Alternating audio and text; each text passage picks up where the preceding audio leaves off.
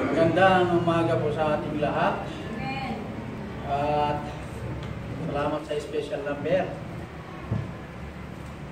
Sa mga kapatiran sa ibang bansa, good morning. Sa Norway, dito sa Portugal, good morning po sa inyo lahat dyan. At ganoon din po sa bansang Singapore at Hong Kong. Sa lahat na nandito ngayon, magandang umaga po sa ating lahat. Amen. At ang title po ng ating mensahe ngayon na ayon po sa Galatians 4, 4 and 5. Redemption costs a great price. Sa libro ni Galatians.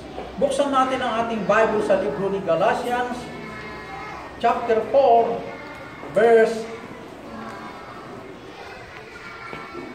4 and 5. Lahat po tayo magsitayo for the respect the reading of the Word of God. Tayo po magsitayo lahat sa chapter 4 ng Galatians 4 and 5. Sabay natin pong basahin ng 4 hanggang 5. Sa Galatians chapter 4 verse 4, go. But when the fullness of the time was come, God sent forth His Son, made of a woman, made under the law. Sa 5, to redeem them that were under the law, that we might receive the adoption of sons. Tayo po'y manalangin, nagkaralit tayo, nagparabor kayo manangasing nga Diyos, agyaman kami apo, iti saon nga nabasami. Agyaman kami iti special number, agyaman kami mo to Diyos. Kaligiti mananampalataya at dito'y kasamit katugili kapatiran nasa ibang bansa. Sister Karen, ganon din po kay Sister Remy at ganon din po kay Sister Joy. At ganon din po sa Singapore, si Brother Richard and Arjeline, ganon din po sa bansang Hong Kong. I pray, Father, na hindi lang po sa bayan po ng San Mateo, Isabela, kundi sa lahat po na nandito ngayon at ang nandun po sa ibang bansa. I pray, Father, ng iyong kapangyarihan ng kumilos na ako po ay walang kakayanan magsalita mo sa magitan ng biyaya. I need thy power, O God, to use my mouth, mightily to speak out thy word. And ganoon din po, Diyos, na patawarin niyo kami sa aming mga nagawang kasalanan. At ang kaaway laging kapusin mo at kumilos sama. Salamat sa lahat. In Jesus Christ I pray. Amen. Lahat po magsiupo. Dito po sa ating talatang nabasa, dito sa Galatians 4, 4 and 5. Matatandaan natin na binanggit po ng Bible sa 4. But when the fullness of the time was come, yung fullness, it is an appointed time for the Lord to schedule the coming of Christ. Hindi po sa magitan ng schedule po ng mga tao. It is by the schedule of God. Nasa kontrol po ng Panginoon. Dahil po ang pagbaba ni Kristo mula sa taas na ayon sa Matthew 1:23. Ang sayo po ng Matthew 1:23, they shall call His name Emmanuel. Yung panawagan na tawagin ang batang ito na Emmanuel ay nakarecord na po sa taas. Bago lalangin ng Diyos ang langit at ang lupa, nandun na po sa mapa, yung pong tinutukoy na may panganak na Emmanuel. Yung Emmanuel po, kaya inaawitan natin na Emmanuel. Emmanuel, God is with us. Ang kahulugan ni Apo Diyos, adda kadatayo. Kung natin na santuan na kasuratan, the king's name is Emmanuel. Pangalawa po, ang kanyang position. Anya gamin the position dahil ting obing. Ang sayo po ng Bible sa Matthew 2:6, out of thee shall come a governor. Amen.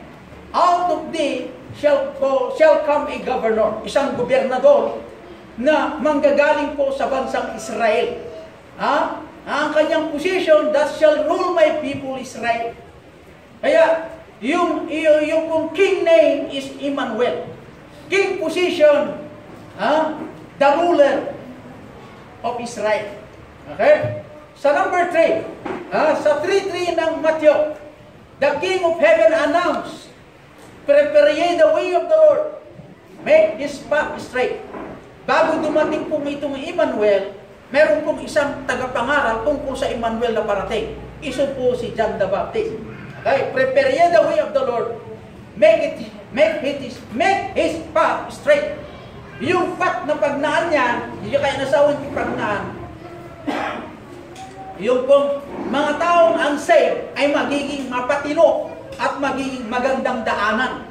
Ibig sabihin, sa pagparito ni Kristo dito sa lupa, ang mga taong nakarinig na ng salvation ay tanatanggapin po nila itong Emmanuel. Kaya mayroon pong nangunang minsahero. Ito po si John the Baptist na ayon sa Mark chapter 1 verse 1 to 3. The only preacher before Christ. Before Christ. Okay? Ngayon, yung pong prepare the way before Him. Siyang maghahanda, magbabautismo, may pangaral ang mensahe itong Emmanuel. The King's coronations na ayon sa chapter 2 verse 17. Ang sabi ng Diyos na Espiritu tungkol sa anak, "This is my beloved Son, in whom I am well pleased." Ito ang aking sinisintahong anak na lubos kong kinalulugdan. Daytoy ti ayatek nga anak ko, nga inak pa kay aywa. Dijay ti imbaga dayjay, Diyos Ama. Okay? The King due respect. Rinespeto ba ang mga tao yung hari? Thou shall worship the Lord thy God, and Him shall only thou serve. Okay? Thou shall worship the Lord thy God, and Him shall thou serve. Sabi po ng hari. Itong hari ito dapat respetuin at dapat natin pong tuparin. The King's proclamation, and He opened His mouth and taught them with authority. Binuksan po ni Jesus Christ ang kanyang bibig. Nagtuturo na may kapangyarihan. But it was then rejected by the people. May kapangyarihan with authority. Kung saan sa pulis, mayroon siyang authority mula sa krami. Authority. Ibig sabihin, lisensyadong pulis na nakasulat po sa book of authority na mayroon pong pangalan doon. Pero pag iba ang dumating na walang pangalan sa krami, yun po yung ginaganap. Okay? Yan po. King proclamation. King sacrifice 27. Sa 27 po ng Matthew 35-37. And they crucified Him and set up over His head His accusation written, this is Jesus Christ, the King of the Jews. Okay? The King of the Jews. Ibig sabihin, ini-claim ni Jesus Christ, I am the King of the Jews. But they crucified the King. Okay? Amen? Kaya, ang title ng mensahe ay Redemption Costs a Great Price. Redemption costs a great price. Tingnan niyo po ang worship. Ang worship kasi, sambahin ang ibig sabihin ng worship. Dito ang king. The wise men came to worship and honor a king. They did not come to inquire, where is he that is born the Savior of the world? But when he that is born King of the Jews, they put it to that. But where is he that is born King of the Jews? Dijay tisalutod dagi three wise men. Ayan naman pakabiru kami, dijay na anak nga ari dagi ti Hudyo.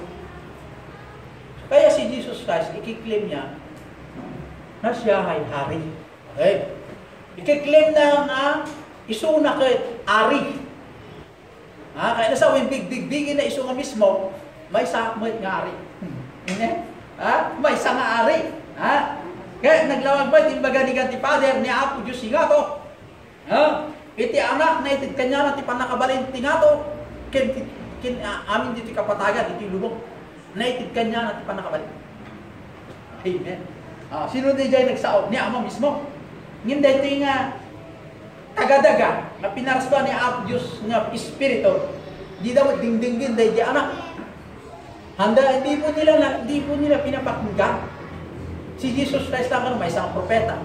At tama religion, surukas dyan. Si Jesus Christ lamang ay isang prophet.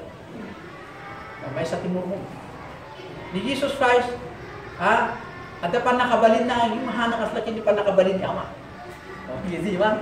At pa marga sa, manda pa ni Jai. Ni Jesus Christ, nga Diyos, tao lahat, alam mo na. Ang nga ron, tikas tayo, datayo nga nakaamot kinapudno. Iso nga ron nga continue to pray for them. Sino nga tagikararin, kanda kanya, nuhang na dagiti, nakaamot kinapudno. Naglawag may. Sa din mo dito ay tinakayanakan. Dahito ari ti Hudyo. Tasal salsud nagiti wise men. So nga ni Herodes naglagaw, nasdaaw. Siya kumut lang ti ari, apay adda na yanak nga ari. Dagan. Pay, siya talang maumot, datang na damag naiyanak ti ari dagiti Hudyo. Kaya siya kumut ti ari dito. Aya, may dagiti wise men, digit salsud da. Nakayanakan man dagiti dayjo ubing nga ari ti Hudyo. Kaya nalagawan ni Herodes. Ba? Sana mabaling ito sa baling ari. Biro ko nyo dahil tanga ubing. Biro ko nyo sa dito dahil tanga ubing. Tanong nga, biro ka nyo dahil tanga ubing. Ang subli kayo kanyak, tamapanak may tag. Agparinto mga matisano na. Taari nga ron. Sita dapat tayo ugaling na gabi din, no? Manayanak nga ari, agparinto ka. Ari na tayo. Hano, balik na ari, duwa. May sa ti ari ti daga, may samot ti ari ni nga to. Hano, balik na ari ti daga, dam ari ni nga to. May sa ti ari. Kaya nalawag ka rin ng Ebanghelyo yung baga na nga ni Jesus Christ may sa nga ari dagiti Hudyo. Kaya kung na nagsubli kayo umayak tumay kaya inak to magpagsirbyan na tangari kung na ni Herodes hindi utak na mapanak to patay na tanapig na diya yung panguna. Kita ang nagtatalo nga wise men napanda among tisilaw na awat silaw dagiti wise men tisilaw da mga silaw ti dalan da diya bitwen. May sanga ari bitwen silaw na. Okay, hindi makitaan nyo, bitwen silaw na. Bitwen. Yung sa dito ayan di bitwen tutukan na di pag nasurutan ng di wise men. Hingga nagsarding ito ti jay silaw, mabirukan na ito ti jay bingay. Jay da nga nag-worship adyobing. Nung basahan ti Matthew, saan lang ati pa nag-worship dagiti wise men? No dagiti angheles ti tangatang bimabado may. Para niya, awitan day jay. Born of the King. Okay. Para awitan day yung ubing nga na yanak. Glory to God in the highest. Di ba? Tanong? Yun may laot ng Pasko? Glory to God in the highest. Glory to God in the highest. Diyay ti inawit dagijay. Sino ti nagkanta? Dagijay. Wild ilangit. Dagijay ba? Dagijay angheles. Nga duduwang anghel. Inawitan di jay ubing. Tadi jo aday ti likod jo ubing. Kasi di espiritu. Manamat sa tilangit itlaga. Ijay Jesus. Gusto nga mga kapatid. The cost of redemption. The redemption cost a great price. Umuna nga punto sa Lucas chapter 1, 33 and 35. Umuna nga punto the heart of compassion. The heart of compassion. Okay? Every man did that which was right in his own sight. Sa Judges 17:6. Judges 17:6. Dagiti taga-daga inaramid da iti amuda nga nalintag. Babae ipaningin ti matada. Isu nga dagiti tattao diti daga. Aramidin da tinasayaat nga amuda nga natama iti paninginda kuno kapanutan da. Ngem iti samo ni Apo Dios. Anyaman nga reforma. Jesus says any reform that start on outside, that start on the outside and works and is the beginning, at the end is wrong. Okay? Kaya sa when babae ti discipline ti flesh. Sample, mas natin sample na ito Katulad po dagiti military. Military. Kahit walang Jesus Christ, pwede sila madisiplina. Kahit walang Jesus Christ, biyag da. Sa magitan ng training, sa magitan ng discipline. Pag kumain ti military, hanggang dyan, konti lang. Hanggang disiplina, kumain ng iti militar. Lalo po dagiti PMR. Dagiti cadets. Cadets and cadets. On the Philippine of the PA. Dati ko nadang barbarotan. Philippine Military. Dati may isa. Philippine Merchant Marine Academy. Disiplinado mga nagita. Basta-basta mga. Tirul pa dyan, no? Adadalo mo yung kabil na dyan, ito pang misgo. hana sabihin nga inumin diya danon. No. Dapat mo, ginugdat danon, agbukdat danon basta, isutin mo. Hanggang bali nga panawan din danon. Dapat pag-discipline. Discipline. Ha? Tanong matrendang kasi, wala saan daw papandang balbalay o barbaryo. Tanong binugbukan natin poison diya. Safety. Ayan. Kaya, disiplina, kaya daw madisiplina ang tao dito daga. Nga ang presyong na singpit dahil isa mo ni Apo Diyos. Ngayon in heart, wala si Kristo. Ha? Itong mga Kristiyano naman na hindi dumaan sa training ng discipline, ha? Nasa kanyang Jesus Christ, kaya lang ang discipline ng kanyang karakter, ito ay tinutukoy na Kristiyano o anak ng Diyos na hindi masunuri. Ha? Undisciplined child. Okay? Christians start on the inside. Ang mga Kristiyano mag-umpisa ay di unag. And work out. Kat ang trabaho palabas. Hindi po palabas ang trabaho paunag. Ti Kristiyano nga anak ni Apo Diyos, kailangan niya adda muna ni Kristo ti puso na, saan to ang work out palabas. Hindi po pwede, agaramid ka na siya, paunag. Mali po. Umuna, ni Kristo adda di unag. Tapos nung nagtrabaho ka, palabas. Work out. Work out your salvation. Kaya nasabi yung work out salvation, i-produce mo at tibunga at panakaisalakan mo. Tapos ti kasta, dagiti tao taglaw-law. Mamati da, kasi kakit, at dakat puno mamati. Kaya nasabi nga, nung ipagrelasyon mo anak-anak ka pa rin, kahit lang niya po sa makita king kamay, bilang anak, makita ka kumamit niya nga. Kasi ado gamit ni anak nga, sa Guillermo. Anak ka ni Guillermo. Opo. Ipakita mo masika ka, anak da ka ni Guillermo. Na mo makita nga, Diyos ka, kriminal ka pa rin, anak da ka ni Guillermo nga, disubidid ka. Natangsit ka, nauyong ka. Ngayon, anak da ka pa lang ti Guillermo family. Mangibabain ka. Kasi guma. So, masika ka, Kristiyano, American ng Jesus Christ, mangibabain ka. Kaya, despite the fact, uray pa'y nukasta. Uray pa'y nukasta, ni Apo Diyos, pinili na tayo nga naisalakan, nung pa'y nakarkaro na iti ugali tunggal may sakada tayo. Kahit gano'n na tayo po masama ang ating gawa noon, nasa madilim na panahon po natin, pinili pa rin tayo ng Diyos Ama na iligtas. Ngayon na tayo po ay ligtas na at anak tayo ng Panginoon, marami pa rin Kristiyanong unsurrendered life. Ado palang Kristiyano ang naisinuko ti Diyagda. Ako nagdaganin Hindi kagudwa, nakasurrender kina Apo Diyos. Di gudwa, nakasurrender ti Lord. Baka pa'y kagudwa. Baka may salangay ma, nakasurrender kina Apo Diyos. Intiro jay, nakasurrender ti Lord.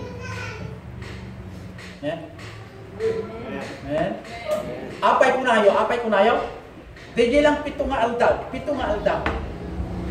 Maminalo ka, basa ti Bible ti one day. Adam, may sa oras, may spend mo? May sa oras.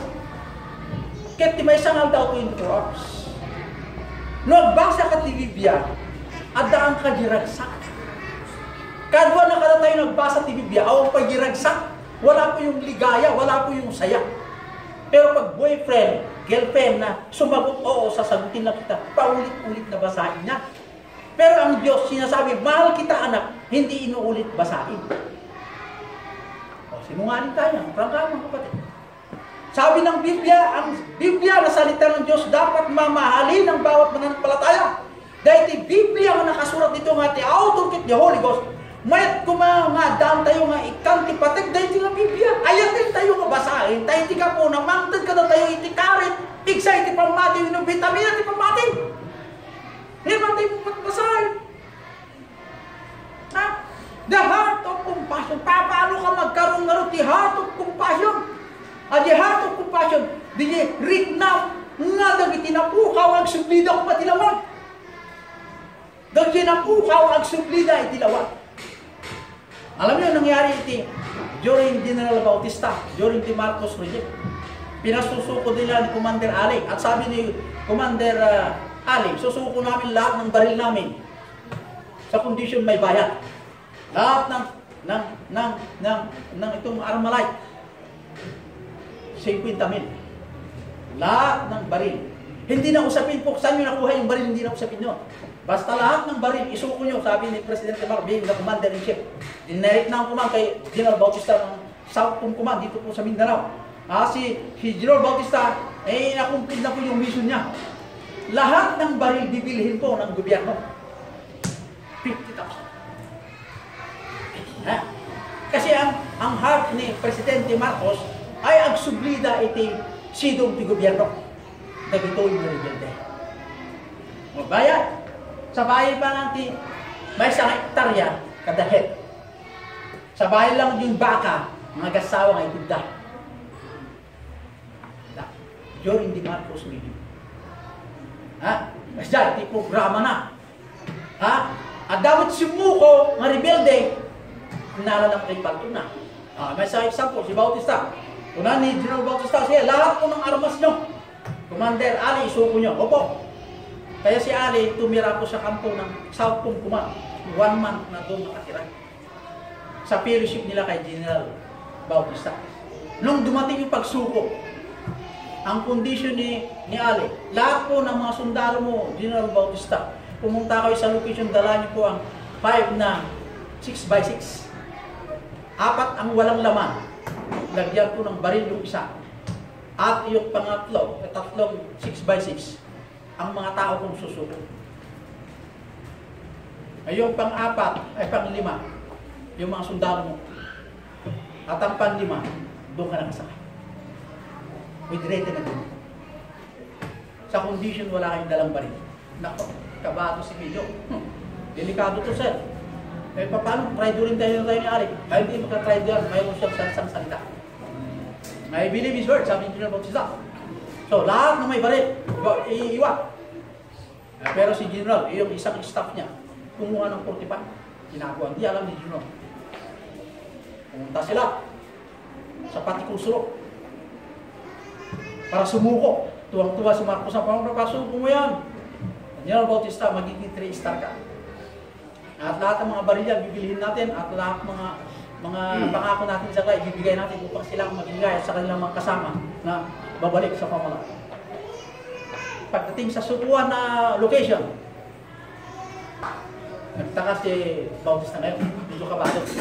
Kabado ako medyo. Bakit sir? Wala naman si Ali. Lumitaw si Ali, armado na. Tumawa si Bautista. Nung kamayan sila, mag-abutan ng kamay.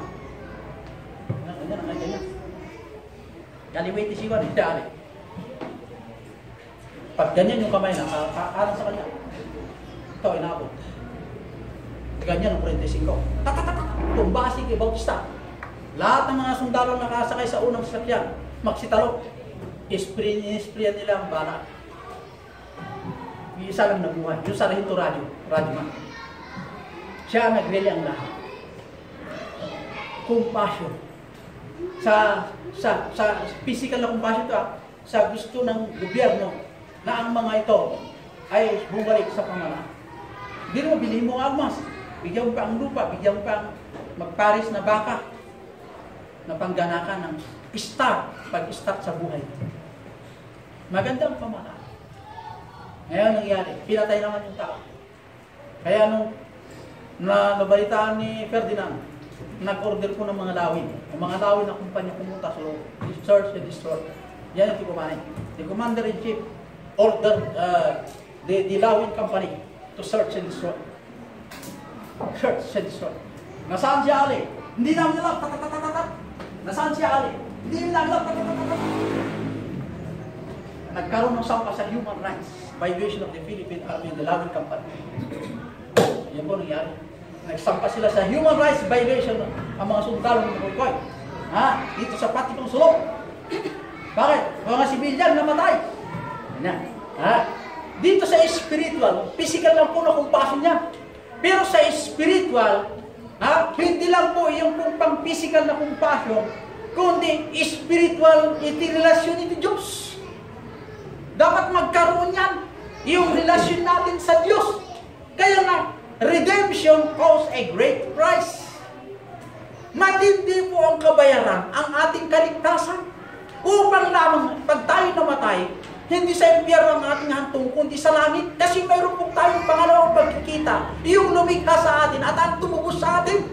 Tayo po'y nilikha. Kasi sabi ng Bible, from the dust thou art and unto dust thou art returned.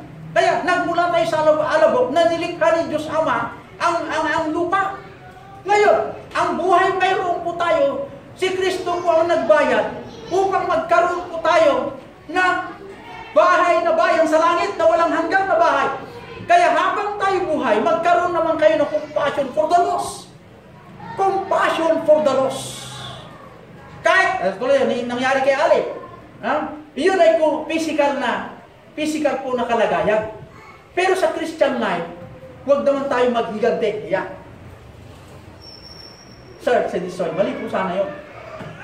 Pero under the law. We are under the law kasi nasa batas po tayo, being the commander-in-chief of the republic. The president has the right to save his nation. Yeah, he ordered. Kaya yung order, legal, naayon po sa batas ng gobyerno. Pero sa batas ng Diyos, sa akin ang pag-iigante. Kaya ba natin gawin yun? Walang makagawa yun. Kaya na tayo po yung lagi na anak ng Diyos. Na ang kaligtasan ng mga tao na wala sa dilim ay dapat sila po yung maligtas, hindi sa ating pamamaraan, kundi pamamaraan ng banal na Espiritu Santo. Pangalawang pong punto sa John 1:9. John 1:9 down to 11. John 1 verse 9 and 11. The heart of mission. To bring salvation for the lost, to bring great joy and faithfulness, to bring great promises, to bring the rule of trust in faith, to bring to heaven. Ito po yung mga reason kung bakit mayroon pong tayong heart of mission para lamang iparating sa mga tao yung pong kaligtasan na ikaw, kaibigan, ikaw kapitbahay, ikaw ay makasalanan, kailangan mong tagapagligtas na si Kristo. Dahil si Kristo, nagninat pa ng bayad na kingka. It is a great cost. Matindi ang bayad sa bawat pananampalataya dahil po sa ating kaligtasan. Tanong, pagbibigay lamang ganyan yung tao. Okay, bibigay ka. Tatanggap ka. Di ba ganun tayo? May young people sa likod, dito po sa harap. Mga bakante po rito, may young people dyan. Dito sa harap.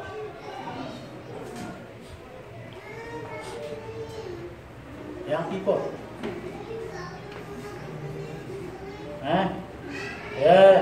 The heart of mission. Ang heart ng mission ko ay hindi po biro-biro itong heart of mission. To bring salvation for the lost. Upang magkaroon ng kaligtasan sa nawala-wala sa liwanag. Paano gagawin nyo? Oy, ikaw nasa dilim. Halika dito! Hinala mo sa liwanag. Hindi rin ganun. Kung di sasabihin mo sa kanya, ikaw kaibigan, nagkasala ka. Anong kasalanan ko? Kasi sabi po ng banal na kasulatan, kailangan mo ang manunubos. Hindi ko kailangan niya. Maraming sasalitang ganyan. Insultuin ka. Hindi mo magtiyaga ka magpaliwanag. Iyon ang ating work. Ay kung hindi ka matiisin magsalita sa mga taong yan, paano magkaroon ng kaligtasan ng taong yan kung hindi ka muna magtiis na ipaliwanag? Ano ba yung kahulugan ng kaligtasan? Marami kasing umaamin na ako'y anak ng Diyos. Pagdating po sa i-search mo kung anak ng Diyos, hindi niya alam yung sasagot. Hindi mo pwede yung gano'n. Subukan yung kapitbahay nyo tanongin, ikaw ba yan ang Diyos? Opo. Pag kuna ang nakadaka mo na ako Diyos yan, kuna ta na singkutak, kuna ta da relihiyong anak mong tatakaw. Sala na kapatid. Kasi ako ay anak ng Diyos dahil tinanggap ko si Kristo. Amen. Kailan mo tinanggap? Nakalimutan ko. Naalala mo kung kailan ka pinanganak? Opo. Kailan? March 1, 2019. Opo, tagal na. Nung pinanganak ka spiritual, na matatandaan mo? Ay, hindi. Nung pinanganak ka sa nanay mo, natatandaan mo na ikaw ay naging anak ng magulang. Nung pinanganak ka spiritually, tatay mo ngayon ang Diyos. Meron ka pang eternal life, naghihintay sa'yo pagkatapos sa buhay nito. Ano ba mas mahalagang bigyan ng pansin? Spiritual birth o physical birth? Listen to me. Listen to me. The Bible says, the heart of mission. The mission namin, nasa itikampo kuma. 51st Infantry Battalion. First mission. Meron silang mission. Anya ti mission da? Para i-safety ng tao dito ang lugar. Tadagamin timbre nga intel nga gumagala nga at paltog na. Mga armed men na gumagala doon. Mayroon kanyang report na gumagala. Mayroon pong report ng mga intelligence. Kaya doon mayroong kampo. The mission da to neutralize itong mga kaaway. Sa atin naman bilang anak ng Diyos, mayroon tayong mission ni Tirabaw Tidaga. Hindi lang po may tayo Tirabaw Tidaga nga agbyag to enjoy life. We are here in this world. Dati Tirabaw Tidaga. Nga ag-enjoy tibiyag ti Tirabaw Tidaga. According to God's ways. Babaen iti pamuspusan ni Apo Diyos pag-i-enjoy. Hanga mabaling according to your own ways how to enjoy. According to God's grace, enjoyment. Ganda yan eh. Ang problema sa atin mga kapatid, sa mission pa lang, kukunti nagbibigay. Mission, kukunti. Bakit? Hindi nila naintindihan ang kahalagaan ng mission. Mission giving. Okay? Ang mission, mahalaga mga kapatid. Marami tayong mga kapatiran. Nasa bayan ko na nagmi-mission sila. Pero kulang sila sa finance. Kung ano man nakikita nyo, may mga mission kasi na ang mission dyan ay bulak-bulo, standby na pastor, hindi ginagawa ang kanyang tungkulin. Hindi naman lahat. Sundalo nga, hindi rin lahat. Diba? Sa pamilya, hindi lahat ay hindi masunurin. Mayroon naman masunurin din. Diba ganon? Sa pamilya, mayroon hindi masunurin na anak. Majority masunurin. Mayroon din yung Matthew 7:46. The heart of suffering. The heart of suffering. Ang puso na paghihirap. Sa 27:29. Tingnan niyo po. Si Jesus Christ, nung nilagyan po ang kanya pong thorn dito sa ulo. Ang ulo kasi madaling madugo. Ang ulo natin madugo. Pag yung ulo tayo, nasaktan basit na bato, agdararata. Di karkaroon nung may pasok, di jay tinik. Kay Jesus Christ, naipasok po yung tinik. Kaya dumugo ang kanya pong ulo. Sadan to pagpaparinto mo nga, Hail King of the Jews. Di rin yan. Ang maday dayaw ti ari, dagiti hodyo. Di jay ti apanda, araramitin dagiti hodyo. Tatanga chimpo, hanang as jay may. Hanang as jay. No kunan ni Apo Diyos, hanyo ipatan nga agsilbi ti Domingaw. Iti mo nang aldaw ti lawas, handa mo pa nagsimsimba. Di mo kasalakan mo lang sumusuporta. Hallelujah ko nang kadagigig bagbaga. Hail King, to the King of the Jews. Don't ever allow yourself to be used by Satan. Kailangan tayong paggamit naman sa kiniapo Diyos mo. Nga antay ko mga surutin dagiti nga pamaniknik ay naramid dagiti nga imununa. Nga nanguyo-uyaw kini Jesus Christ. Iti kabil diti torn diti ulo na. Handa kumamit kantaan na nga Hail King of the Jews. Madaydayaw ti ari dagiti Hudyo. Meron bang ganyan? Langlangayin dalat kasi mga kapatid. Sa verse 30. Ano ko lang da? At tinupraan da pa'y tiru pala. At digi tambo, digi ko na pamalo. Pinang-urta pa'y isuna, yung ulo na. At digi bado na, pinagsisinugalan da. Digi man tiru hiti sugal. Nagsisinugalan da damit na. Ngamen, kunan di ba sa kung ata, kung ako dyan, nagsisinugal tayo kasi, na sino mapan. Di kayo tiru hiti sugal. Malungkot may mga Kristiyano, mahilig sa sugal. Diba, sister? Rinali. Tatay ang araw ng loto. Gano'n. Mayroon din yan eh. Sino tumataya ng loto sa inyo? Honestly. Sinong tumataya ng loto?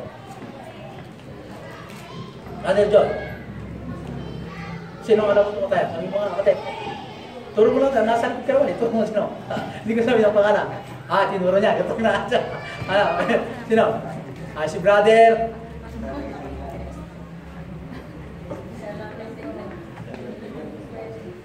Yung loto. Biblical ba ang pagtaya ng loto? Mahina pa na ng palataya kapatid pag tumaya ka ng loto. Ang ibig sabihin, yung pinaglilingkuran mo, hindi ka pinapakain. Sino yun? The King of Kings. Hindi ka kayang pakainin. Kaya tumaya ka ng loto. That is your own ways. Nasa Bible ba yun? Diba Sister Princess? Sister Princess, parang nakita ko na ata, di mo nagkamali. Sino tumatayo ng loto? Si Mister. I challenge you members. Si Sister Lady. huwag na huwag kayong tumatayan ng loto. Mga sweepstakes. Bakit pa ginagamit naman natin yung loto, lalo na sa sweepstakes?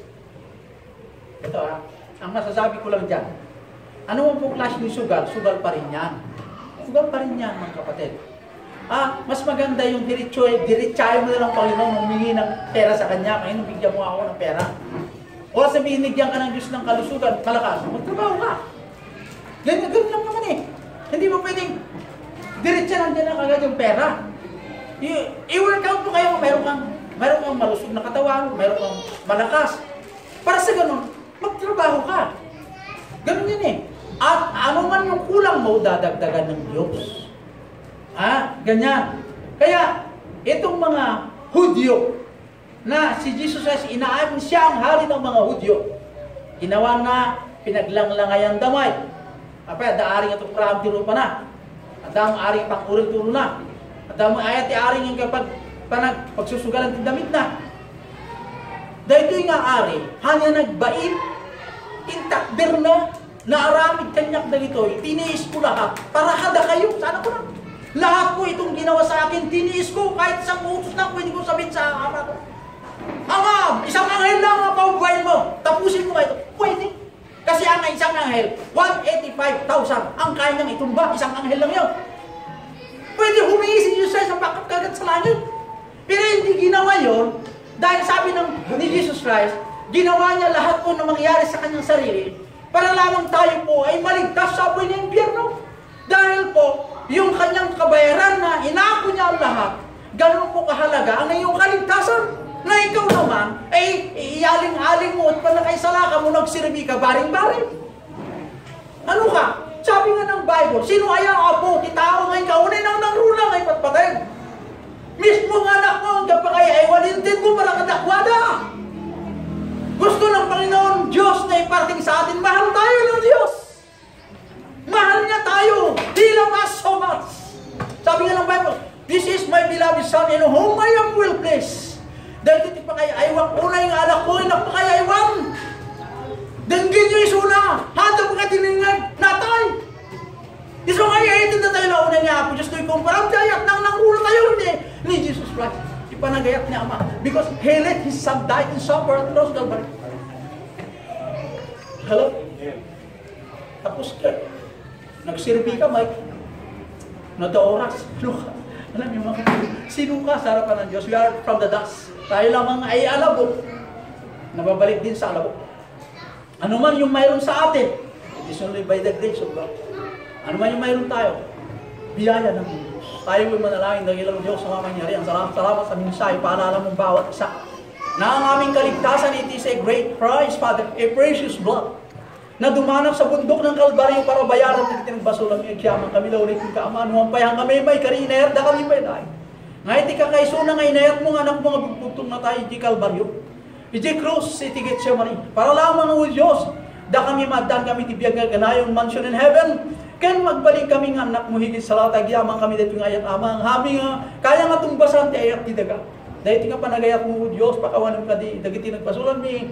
Anyaman man yung tilakitang tunggal may sa kada kami, kada kita unfaithfulness to serve Thee. O God Almighty, salamat sa paalala. In Jesus Christ I pray. Amen. God bless.